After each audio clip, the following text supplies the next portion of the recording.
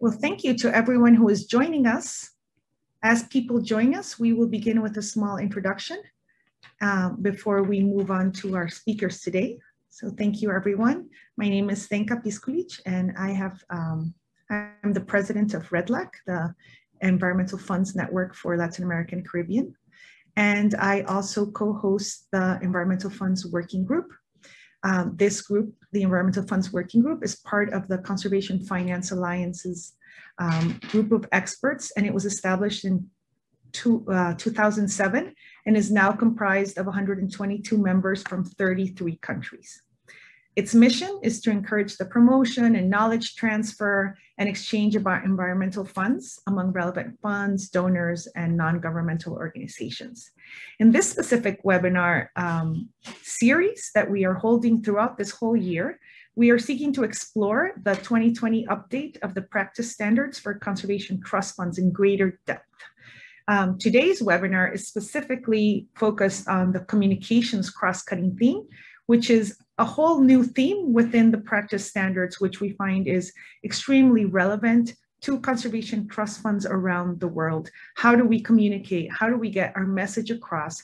How do we get the message across of organizations that we are all working with as well? And how do we also communicate internally as our funds grow? And so that is part of what we would like to explore today. I am very honored to have a group of women who will be leading this panel today. First, we have Camila Monteiro, who is a wonderful professional and a dear friend to many of us, who has been very involved in the Conservation Trust Fund movement and has proven experience with conservation trust funds throughout the world. And we will then move on to, well, Camila will give us an introduction to this whole new practice standard and why it came to be and why it's so important.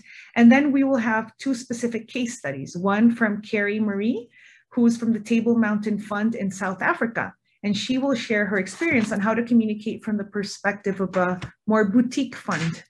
And Daniela Seligson from the Mexican Fund, who will then share her experience from the perspective of a larger fund. We will then end the participation with questions from the audience. You are welcome to post your questions at any time throughout the whole presentations. We will wait until we have heard from all three of our panelists before we open up to Q&A, but please feel free to post your questions as we move forward with the different presentations. Also a reminder, as I mentioned, that this is one of our webinars. We have one every month. Here is a list of our webinar series, which we will be hosting throughout the year.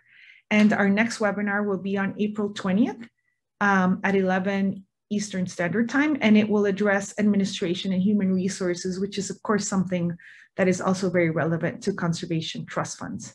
So with that being said, I would like to open the floor for Camila to give us her presentation and introduction to this specific topic of communication. Thank you, Camila.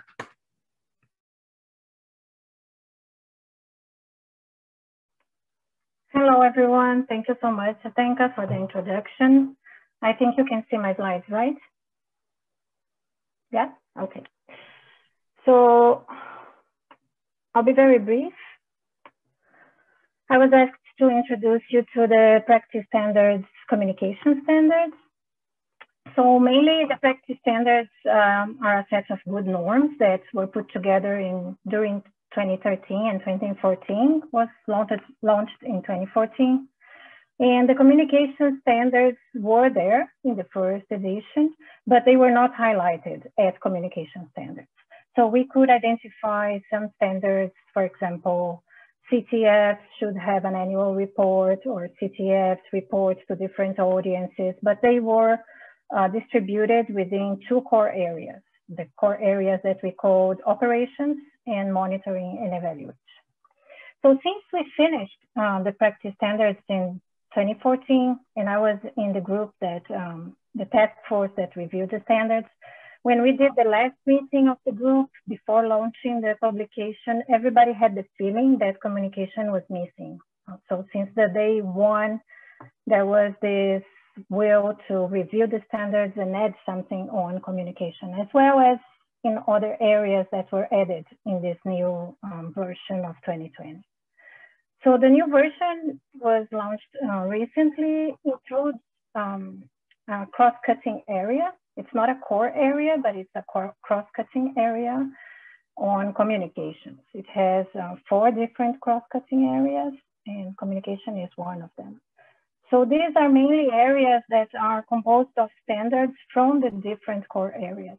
And in the case of communication, the standards that are listed there are the ones are standards included in institutional effectiveness, core area, and resources mobilization.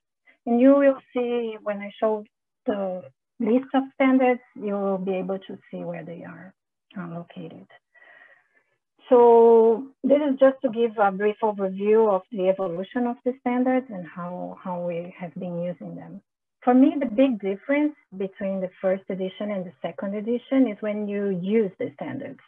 I've used, as a consultant, I've used the first set of standards to evaluate CTFs or to prepare a tool for CTFs to self-evaluate and to plan their institutional development. And I've used the new standards as well. So you can see a bit of difference when you have the communication standards grouped. It allows you to analyze and to assess how the fund is doing in terms of communication and how it can develop institutionally. So I always use this slide. People that have worked with me saw this slide in different presentations in Spanish, in Portuguese, in English. And I like it because I think it shows how CTFs are a small piece of a big puzzle, but it's a central piece. On one side, you have different funding sources, all the international cooperation, stakeholders, private sector, more and more, the market-based instruments, the different fiscal instruments. So all the funding sources that provide financial resources to the CTFs. And on the other side, you have the practitioners, right? So the protected areas managers, the public agencies benefiting from the grants of CTFs, academia, NGOs, community-based organizations, and sustainable businesses.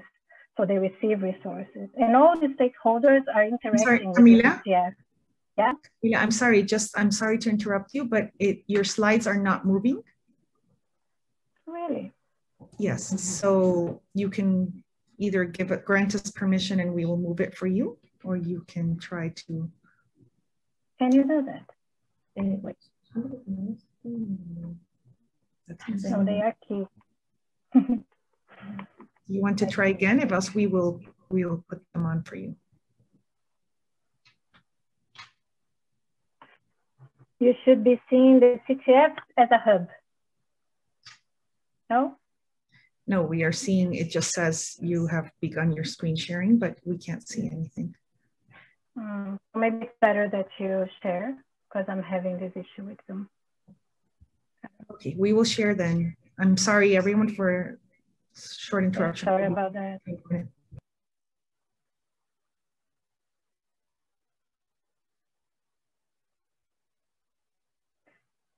Yeah, so this one, and you can just put everything at once. Thanks, that's it. Yeah, thank you. So as I was saying, the CTF is a central piece. So it is hub of stakeholders. From one side, the funding sources, on the other side, the conservation practitioners. You have the government priorities, so all the governmental agencies and the financial markets with all the investments. So you need to be interacting with different stakeholders all the time. And I think this talks to the webinar today because communication in a CTF is more than just branding or just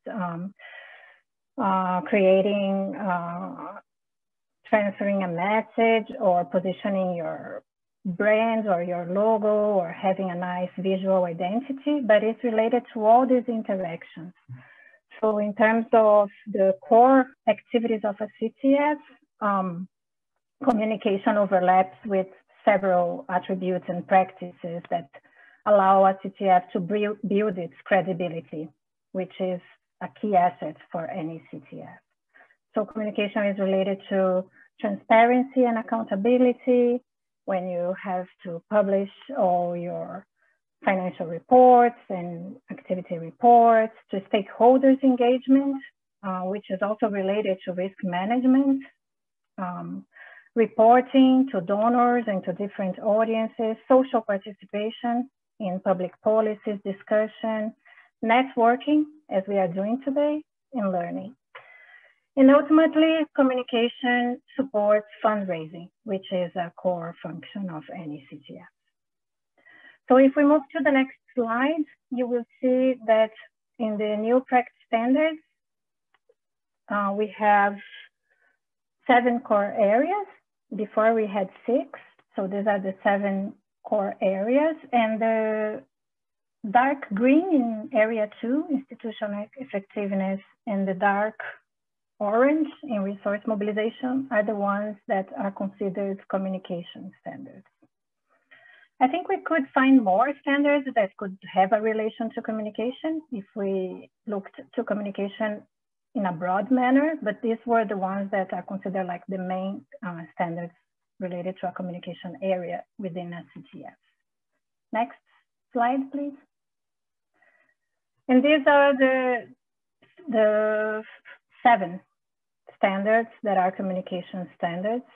So I will just briefly talk about them. I will not go into details. So 2.1 is a standard that talks about strategic plan.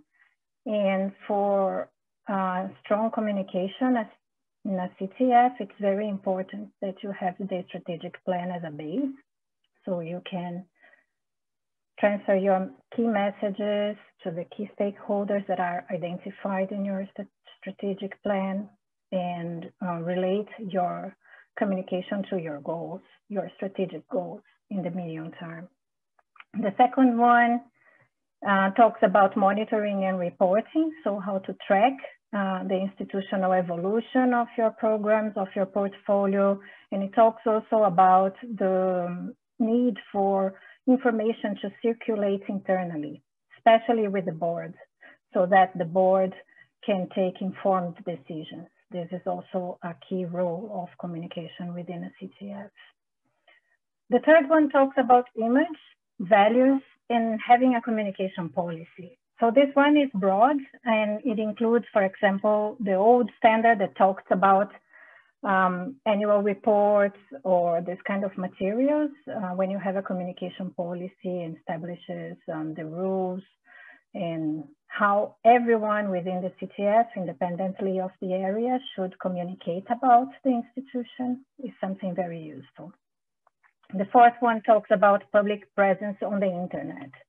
I think when we did the first edition of the standards, this was not, it was already important, but I think nowadays presence on the internet is more than just branding and engaging with different audiences, but also is a way of showing transparency and having all your policies and your reports, public reports published and accessible to the different audiences.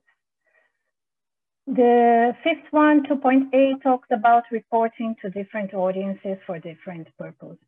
And this is very important. As we were saying, you have like internal communications with your staff, and this is for the larger CTFs mainly, but you also have the communication between the Secretariat and the Board of Trustees, and you have communication with your government, and you have communication with the general stakeholders that work in conservation in your country.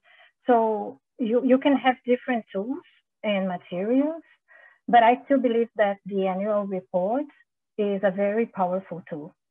Normally the annual reports congregate all the information on the portfolio, and in a quick look, you can understand what is the fund focusing on, what is the type of support it is providing, who are the funding sources, and what is the level of funding that this CTF is managing. So I think the annual reports is still a very powerful tool. More and more, the annual reports are going online and not printed editions anymore, like we used to do when I was a communication officer in FUNBIO. But I still believe they are very powerful. And also to show how the CTF is contributing to the national goals and the national commitments or the regional goals and commitments. Then you go into the resource mobilization core area. So the two last standards are related to resource mobilization or fundraising.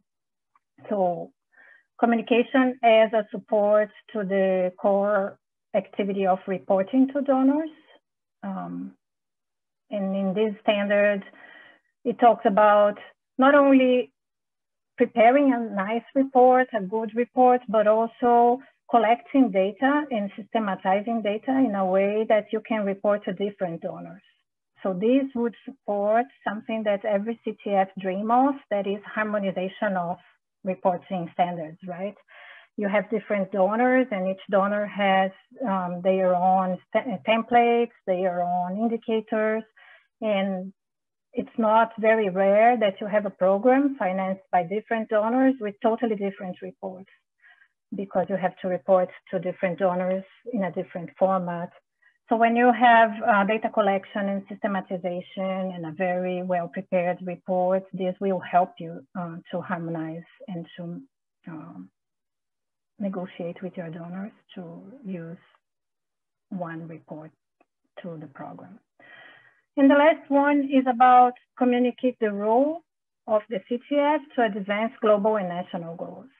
So it's mainly related to positioning and how the CTF is contributing to the government or to the country to achieve the international commitments. So I've seen in the last years, more and more CTFs are doing their annual reports and highlighting in each project or program to which goals this project or program is related. So how this portfolio is supporting the country NDC, for example, or how the portfolio is supporting the NBSAP, the National Biodiversity Strategy and Action Plan. So all these international goals and national policies can be highlighted in the CTF communication, and this will help the CTF to position itself as a tool to support the country to achieve these goals, and also as a tool for international donors to support this government of this country. So mainly this is what I had to share with you today. What are the standards, the communication standards, and how they are organized. And I will stop here to give more time to the CTFs that are working in communication in practice, and I'll be glad to answer any questions later about the use of the standards. Thank you. Thank you very much, Camila, for that introduction in terms of the practice standards. Now we will move to two very specific examples, one from a boutique organization and then one from a larger organization, as to how these standards are actually being applied in the field. So we will begin with Carrie Marie from the Table Mountain Fund in South Africa, who will share her experience working in implementing these practice standards for communication.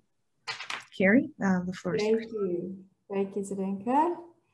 Let me start. I'm going to try share mine. If it doesn't work, I will ask the organizers to share on my behalf.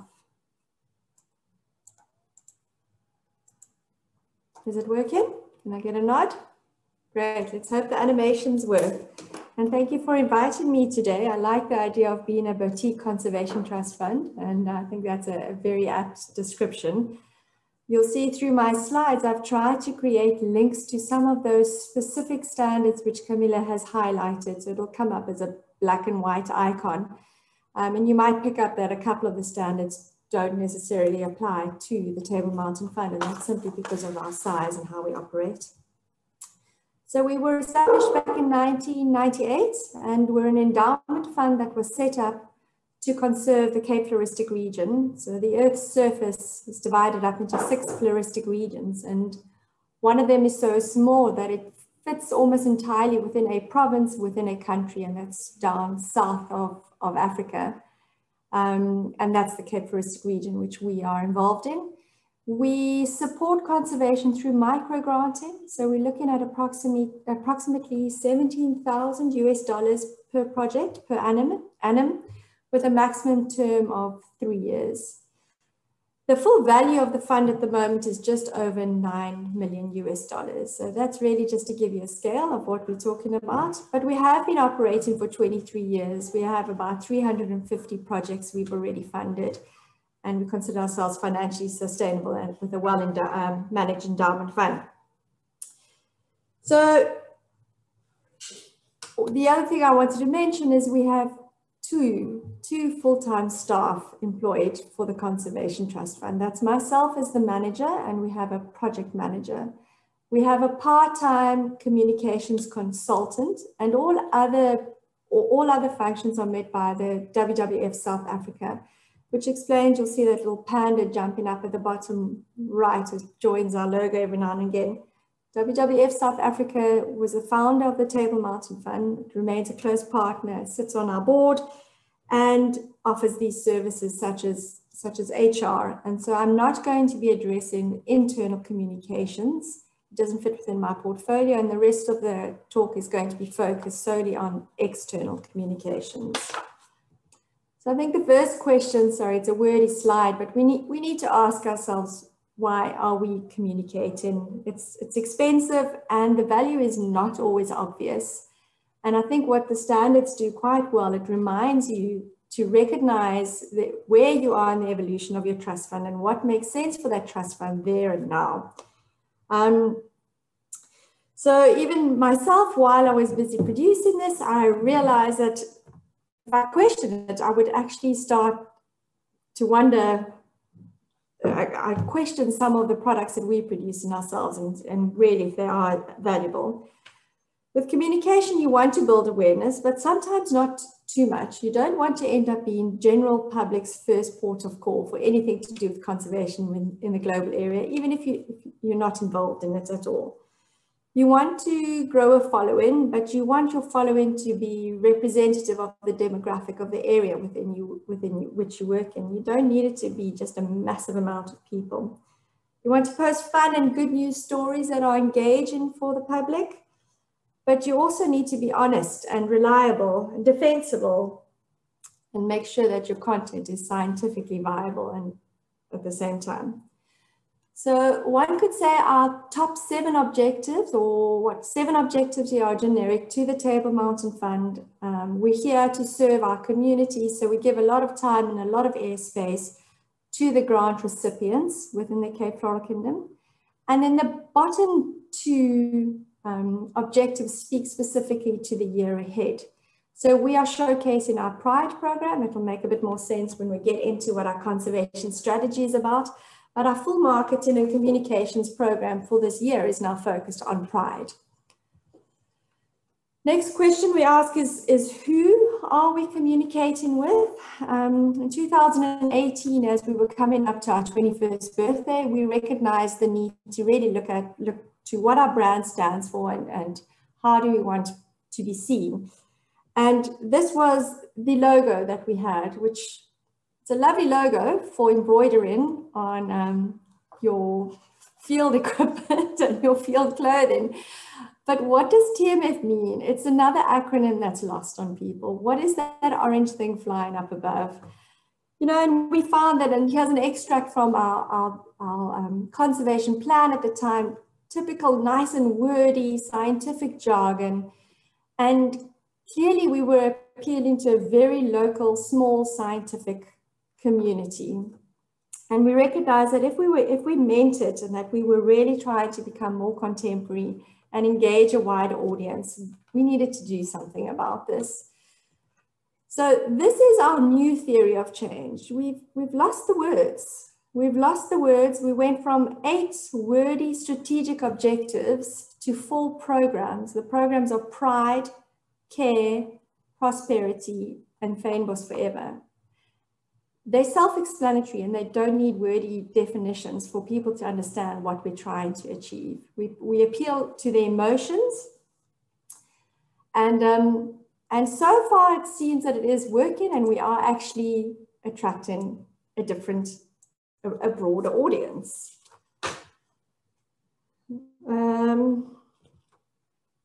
Okay, my next slide is about never underestimate the power of aesthetics. So we had a good excuse. It was a 21st birthday, and we invested in, we commissioned some artwork, but the art itself tells a story. And the art provides us with content that we've used over and over and over the last 3 years already. We had a big gala event for our birthday party, and we made sure that we had one of South Africa's finest botanical artists decorating our cupcakes and our biscuits. And we had the landscape architect who wins gold every year for South Africa, the Chelsea Flower Show, come in and do the flowers for us. And these make a big impression. They are costly. They are costly, and that's why I say we need to keep questioning, is this type of marketing and communication necessary? And my answer is depends on what you're trying to achieve and who your audience is. What are our platforms? The platforms that we use, well, they're guided by an annual communication plan, and we do have brand guidelines in place, which help make things a little bit clearer for us. So website remains your first port of call. Obviously, we manage our own website, we own our domain, and as a matter of fact, thanks to social media, social media platforms, you don't need to constantly update the web page as much as we used to. We do produce an annual review every year. It's not, an annual report is not a legal requirement for the Table Mountain Fund. An audit is. So an audit is a done deal.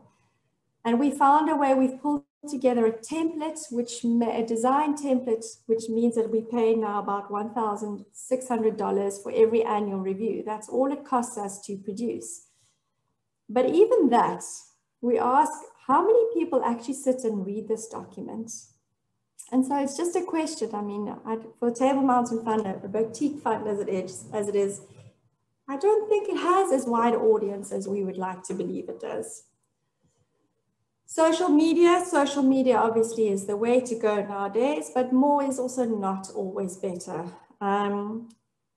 We need the right followers, and we need the right level of engagement on our social platforms. So TMF likes to consider ourselves to be politically agnostic. Twitter hasn't worked well for us. We try to stay away from Twitter. No matter what you post, people have to object to what is being said. Instagram, beautiful imagery, of course, works for us. LinkedIn for your professional reputation is vital, and that's one area where your personal portfolio has to come through strongly.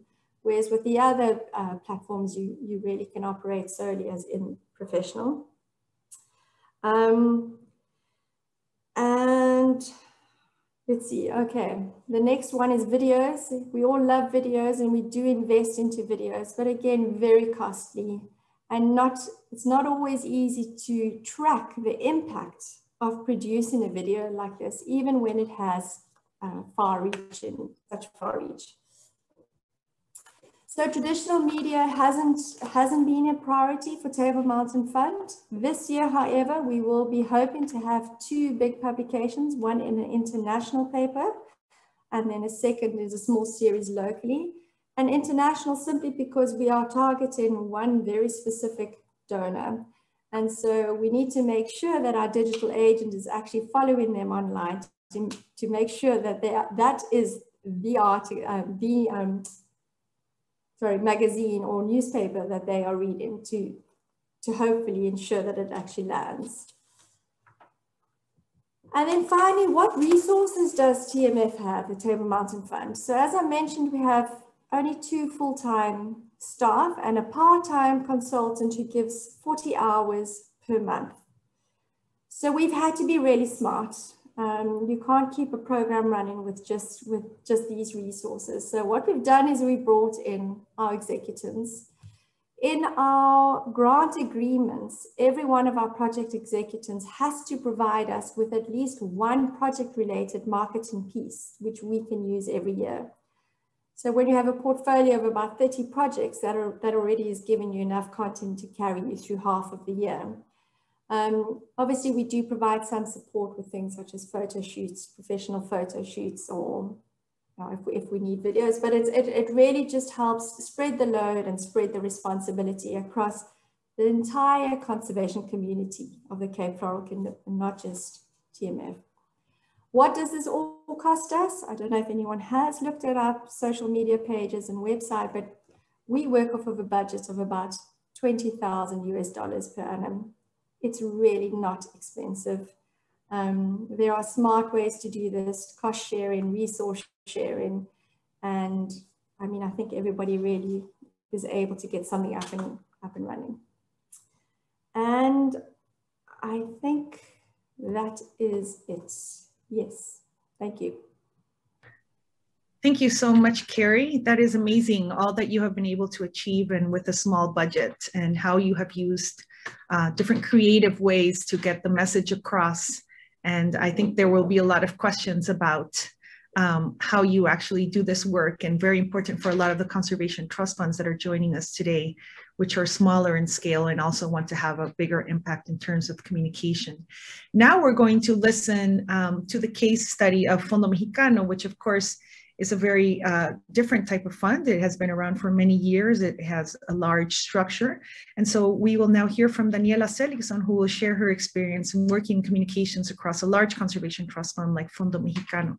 So Daniela, the floor is now yours. Hi, good morning, everyone. Thank you, Tsenka. Let me just share the screen. Give me a minute.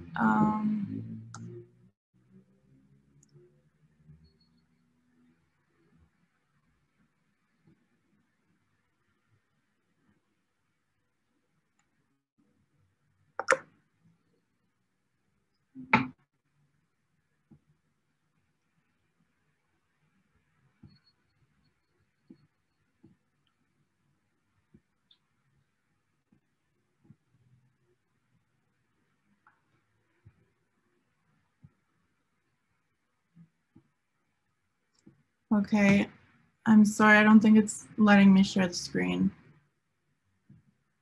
I think I am gonna need your help.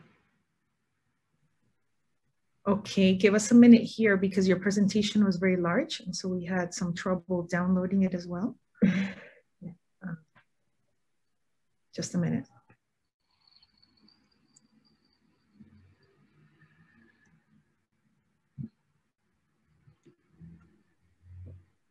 We are unable to download your presentation, Daniela. Okay. My issue is that I have to give a permission for the Zoom to access my screen. I'm not sure why, but it's asking me to quit and reopen. I can do that pretty quickly. If Daniela, you can just say yes, but not quit, and it will still let you share. It should, at least.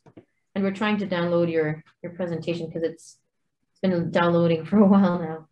Yeah. Do you want to try that, Daniela, for a second? Okay, I'll try again, but it is asking me, it did ask me to quit, but I'll give it another try. Let's try.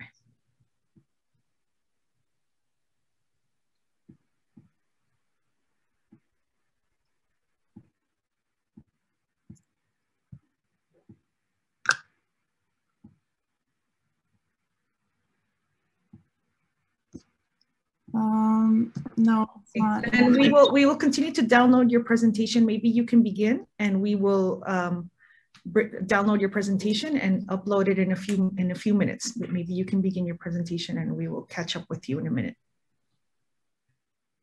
Okay. All right. Well, it's going to be a little hard without the presentation. We only need like 2 more minutes. Okay.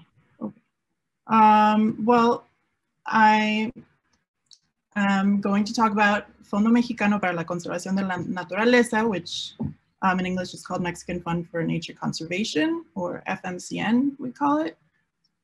We are a larger organization where we have around 40 or so people working full time. So it is a different case than the Table Mountain Fund. And so our materials are different in some cases, and our needs are different, of course. I'm going to show you several examples of materials that we have available to explain what FMCN is and what we do, which is actually something that's not necessarily something easy to explain or to show. Conservation trust funds occupy a niche that can be hard for people to understand, for external audiences to understand. And so it can be hard to explain it in a way that's easy to understand. In our case, we found that having several different options available at hand to show, depending on the audience that we're speaking to, is useful. How's the download going? So it's up, it's coming up. There you go. Okay, so the fonts are gonna change a little bit, but that's okay.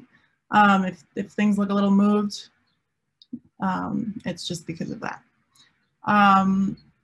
So in order to explain what we are and what we do, I can show you our website, which you could browse at your own leisure. Next slide, please. I can also show you or share with you our social networks. We have a presence mainly on Facebook, Twitter, and Instagram. If that's more your thing, you might prefer social networks. A lot of people do nowadays, especially. But I can also, in a more formal setting, depending, I can show you, next slide, please. I can show you our executive presentation, which pretty much has everything we would want to tell someone about our organization. It has our principles. Next slide, please. And it has our strategic goals. Next slide, please. But the presentation, next slide, is very long. It covers a lot, sorry, 2 slides before. It covers a lot of ground. And so if we don't have that much time, I can just show you our annual report as well, which is, some audiences might prefer that. It is something that we are required to create every year. But we also have at hand available a 1-pager, a fact sheet, which can also be very useful. It just summarizes what we do in 1 page. In addition to these kind of physical, written out, textual documents, we have a video that I could show you. So just press play. And well, you're not gonna be able to hear the sound in this case. But this video, next slide, please. Sorry, yeah, you can, yeah, exactly. This next, again, this video is a bit long. It's almost 6 minutes long. Next slide. And next slide, please. And we might not have time, or you might not have time. You might only have 1 minute. So in that case, we do also have another video available, which lasts exactly 1 minute. My plan was to show it to you, but I'm not sure if the sound is gonna work. But if you're interested in seeing it, it's available on our website, on our social networks as well. Para la conservación de la naturaleza. Lo que hacemos es obtener recursos de distintas fuentes financieras, sobre todo las internacionales, y canalizar estos recursos para atender las prioridades en la conservación de nuestros recursos naturales. Mediante los programas de trabajo, Fondo Mexicano gestiona donativos para implementar proyectos de forma eficaz y transparente. La operación de Fondo Mexicano se logra gracias al trabajo en equipo de sus colaboradores, en alianza con gobierno, academia, la sociedad civil y las comunidades locales. Nuestra tarea es inmensa, pero con el compromiso de nuestros aliados, socios, donantes y equipo, seguiremos innovando y contribuyendo a la conservación de nuestro patrimonio natural, para así construir un mejor futuro para todos. Okay, so that's just a very quick summary video, institutional video. Next slide, please. And so I can show you all of these things that we have available depending on who it is that you are, who I'm talking to. But what if we're not, what if we're just standing in front of each other? And you ask me what is FMCN? Well, I can just tell you, next slide please. I can say, I can explain it in one sentence. I can say FMCN, or the Mexican Fund for Nature Conservation, finances and strengthens strategic projects to conserve the natural heritage of Mexico. Now, this statement, how am I able to say this statement? I could say it other than the fact that I work at the organization in the communications area, and so I should know what it is and I should be able to explain it. There's more to it. There's more behind this sentence. I did not make it up. It was thought out by our communications team together with the director, and it was laid out in a document that's available for everyone on our staff to consult, which brings me to, next slide, please. What is FMCN on the inside? Next slide, please. So we have a brand book. We can call it a brand book in English. In Spanish, Manual de Identidad o Lineamientos de Marca. There's different names for it. You could just click like 3 or 4 more times. It covers a lot, and it basically makes sure that everyone on the team can maintain our identity in our materials and the materials the projects produce, and in a material produced by our partners in collaboration. So the statement that the sentence, next slide please, it's actually thought out, it's revised, and it's approved as a way of briefly describing FMCN. Next slide, please. But in addition to that one sentence, there's also different options depending on, again, who it is we're talking to, what the format is. So we have FMCN in 15 words, and 50 words, and 100 words. Next slide, please. We also have, as another tool, internally speaking, we have an intranet. That's where our staff can consult and download any document that could be of use, including things to do with our identity, but also manuals or forms or contracts. No, that's all available on our intranet. Next slide, please. We also send out memos, company-wide memos using email. It's a way to make sure that the staff knows that that's an official message that is coming directly from the organization. So that's a way that we make sure everyone is on the same page in the organization. Next slide, please. And we, in addition to all these tools, we also, events are very important to FMCN. We, and the communications team usually helps organize most of the events that we do. So one example is our annual planning event. Next slide, please, which usually is, is in-person event. Next, forward. And that's very nice, but obviously we've had to adapt. So this past February, it was virtual, but it also worked well. Next slide, please. So we've covered ways in which we can show what FMCN is and does, but who are we? That's something that audiences also like to know. So we also have materials to cover that and to answer that question. For example, this document that contains information about our board of directors and our technical committees and our code of ethics. We also have charts, next slide please, that show our structure, governance structure, and our organizational structure. So all of this helps make sure that our governance and structure, it's all transparently shown, right? In the organizational structure here, you can see we're around 40 people. And speaking specifically of communications, really, next slide please, we're just 2 people. That's our communications team. It's me and my colleague Paulina. And we report to the director of development and the general coordinator because as we've seen, communication is cross-cutting. But even though we have between the 2 of us the skills and the desire, of course, to meet all of the area and the institution's needs. Next slide, please. Yeah, we can't do everything. That's the reality. So so we try to delegate what we can to interns or students reach out to us usually, or for example, we sought out a partnership with a university that provides a steady supply of eager students every semester. We also accept volunteers, depending on the situation, from different backgrounds. We make sure to plan and budget for activities that we simply do not have the time to carry out directly. And so instead, when we can, when it makes sense, we hire individuals or firms. And our role in those cases is to just coordinate and supervise their work. So in this respect, we do have a designated communications budget on the institutional level, but the projects also make sure to plan for and budget their communications activities. Next slide, please. How else do we communicate? So I'm just going to go quickly through some other tools that we have to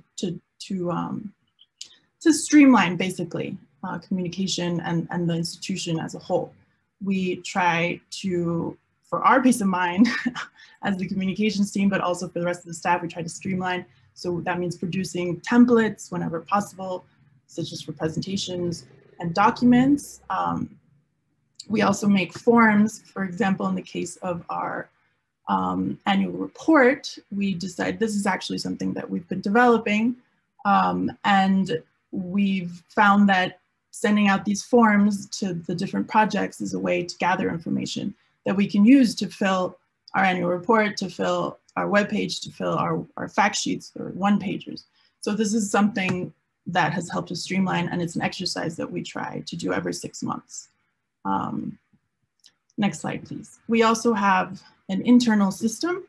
It's a web page basically that has been tailored to our specific needs that we've developed over many years, and we use it for project follow-up and reporting on the project level, but also it's very related to communication, because since it's transversal or cross-cutting, just as the projects rely on us, we rely on the tools that they use to compile and organize the project data. So we have to, thanks to that systematization, and thanks to the system in particular, we can translate that data, so to speak, to our communications materials, such as our annual report.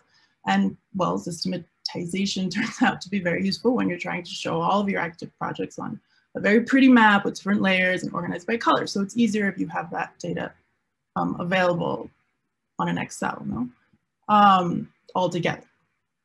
So, so we help summarize and shorten long or complex content by communicating clearly and facilitating scenarios where consensus is needed, such as in the case of the annual report, or translating achievements for the quarterly board meetings. So this tool helps us do that. Next slide, please. So, now I'm going to go into why we communicate, of course. Next slide, please. The main reason probably is to advance our objectives as an institution, to help advance those objectives. So, sorry, the text is all moved there, but I'm going to go over 3 kind of base fundamental statements that guide us, which is that communication is cross-cutting, of course.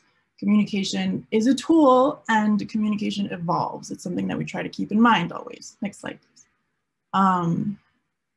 So communication is cross-cutting. What that means for us is that we can communicate internally and externally, and we also serve the institution and the projects.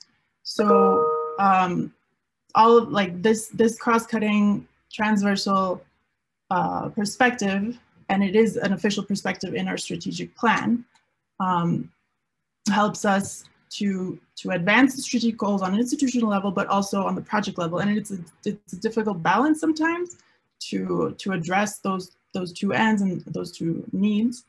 But it's very important. It's part of the challenge. Next slide, please. I've already gone on the institutional level examples, but so now in this case, here are some examples for addressing project level communication.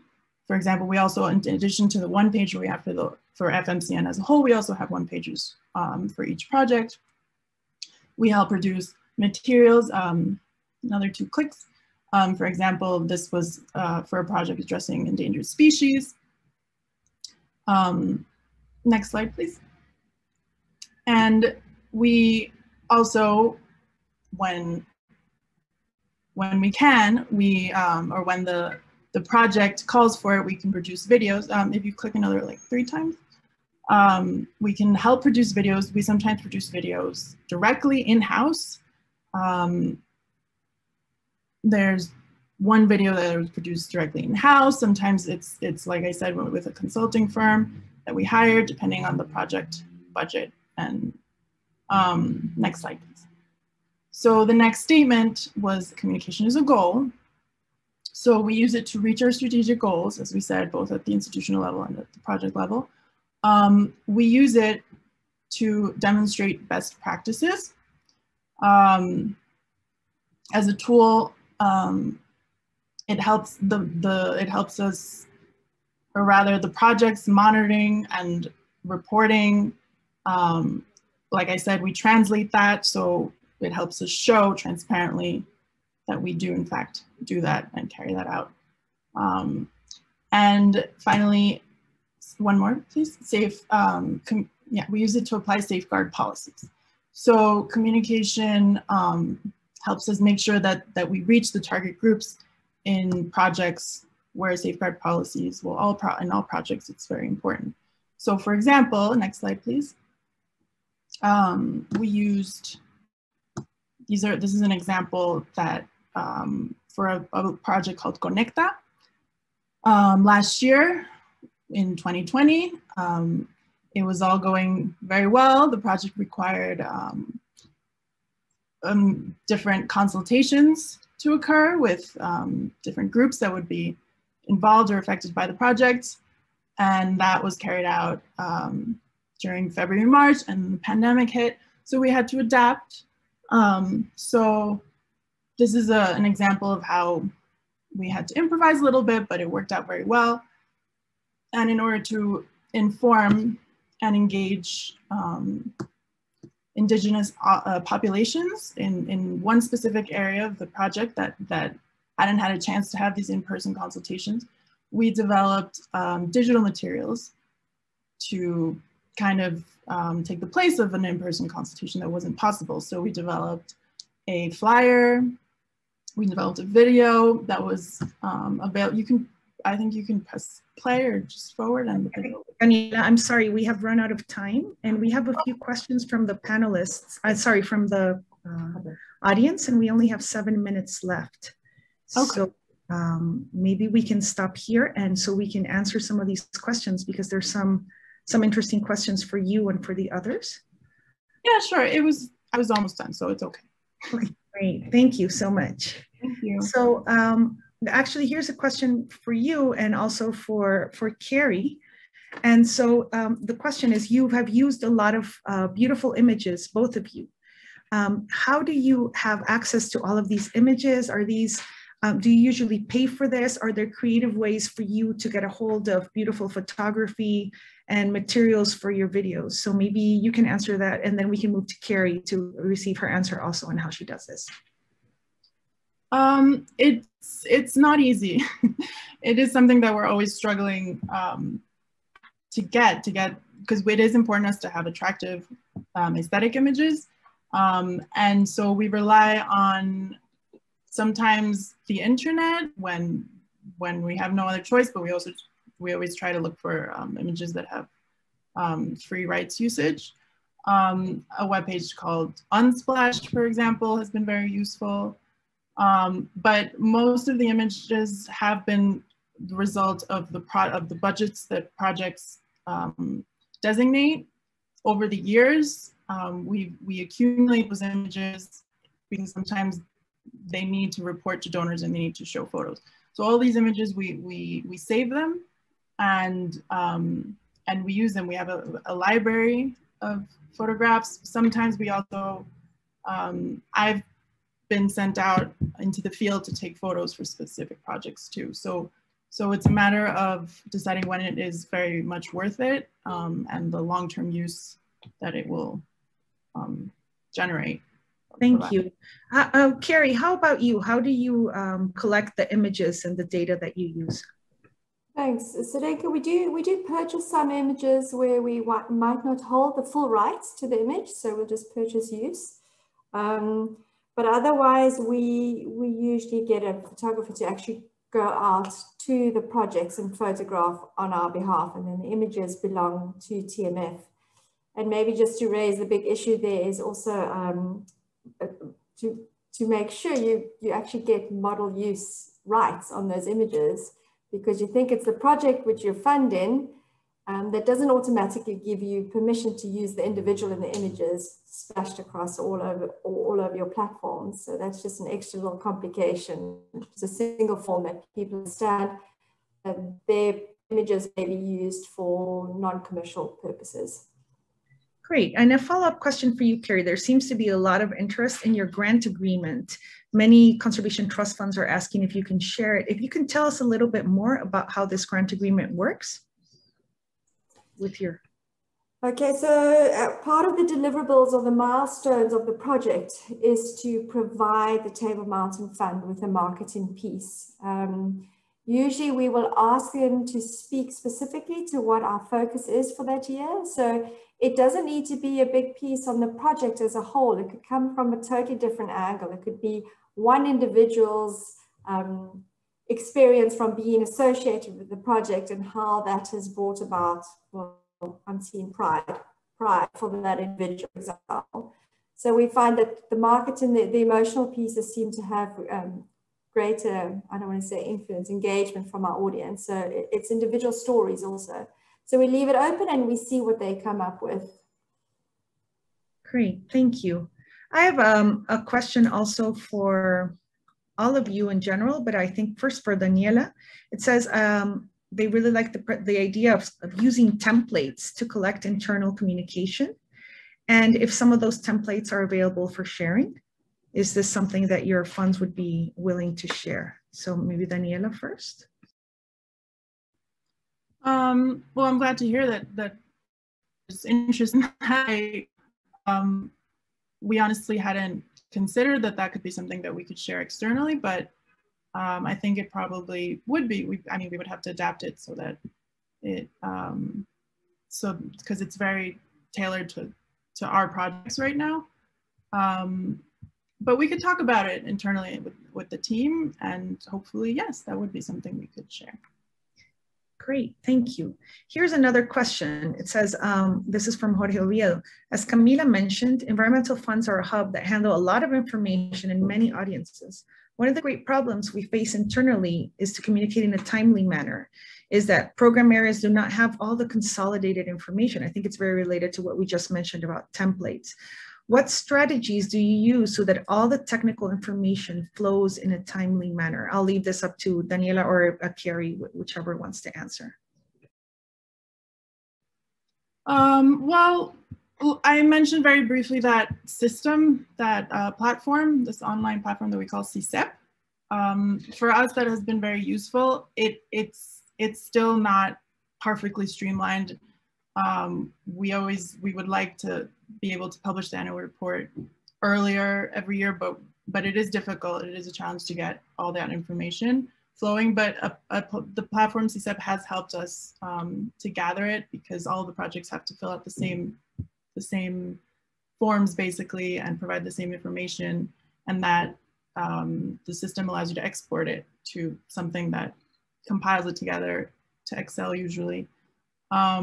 So we do recommend looking into a system like that. And I mean, for the hard data, that there's really not much else that can be done other than to gather the information when it's available and in the same format. I think that's the most important part. Great. Carrie, do you want to add something for how you consolidate the information amongst all your projects? So I think you won't escape the sweat and tears. There is hard work, but obviously to provide an overarching M&E monitoring and evaluation framework with consistent indicators that all of the projects need to be speaking into, it just makes the cut and paste exercise a little bit easier. And then for us as a matter from the management side to be able to try and draw the common threads in the stories if they're all using the same language, essentially. Thank you. So to end this, because we have now run out of time. So first of all, we can continue this discussion on CFA's online discussion page. Katie shared this online discussion page with all of you. So if you have any questions, please feel free to add them there. But just to finish up, I'd like to ask the three panelists to give us your impression in terms of priorities for the organization. Where does communication, or where should communication fit in within the organizational priorities? And how much impact does this really have in your conservation work? So maybe just 30 seconds each one. How important is communication to the work that you do? How much time do you dedicate to it? And how much impact does it really have? We can start with Camila. Well, I was a communication officer in Fumbio, so I think communication is really key to all the areas, to talk to the funders, especially, and help to position the fund, to deal with the government and show how you are supporting their strategy, and to work with the practitioners in the field. So I think it relates to the main functions of a CTF. That's why it's so strategic and should be directly related to the executive director, in my view. Thank you. Carrie? Depends on who your audience is. If we're talking about communicating internal, if we're talking about to your donors, to your board, I mean, it's obviously it's paramount. I think sometimes when we take the broader population, that's where we can start questioning, should it be the most important thing and should we be focusing on it? But I think, if you really wanting the support and people to understand what you're trying to achieve, and if you're trying to attract the right executives also, it really becomes important to make sure that they understand what your brand is about. Great. Daniela? I agree that it is a central activity. It is very important because you can be achieving very much and having great results. And if you report just the basic minimum or create the minimum communication materials that work, that's fine. But in the end, like in posterity, you don't really feel the impact of what you did unless you have those communications materials that show it, that really tell the story beyond just those who were directly affected or the ecosystems that you restored or whatever it is that you're doing. I think it helps externally, even internally for the team cohesion, to get that spirit going constantly in the long run at the organization level. I think it is very important. Thank you. Thank you to the three of you. I want to, as a takeaway message from something Daniela just mentioned, is we are communicating not only for now, but also for posterity. And that is what conservation trust funds are all about. So I really like that, that final phrase that in a way wraps up everything we're saying. How do we communicate our impact, but how do we also communicate for posterity? So thank you to Camila, to Carrie, and for Daniela for joining us today. We have a lot of other questions and we could stay on for a longer time, but unfortunately time is run short. We hope you have enjoyed the session. Again, please feel free to ask your questions in the online platform and we will get back to all of you. And we hope you can join us on April 20th for a very important topic, maybe not as exciting as communication, but really important for the work that we do with conservation trust funds, which is administration and human resources, and it's all about people. So hopefully you can all join us next month. Thank you, everybody. We will be in touch. Thank you to the three of you. Bye-bye. Thank you.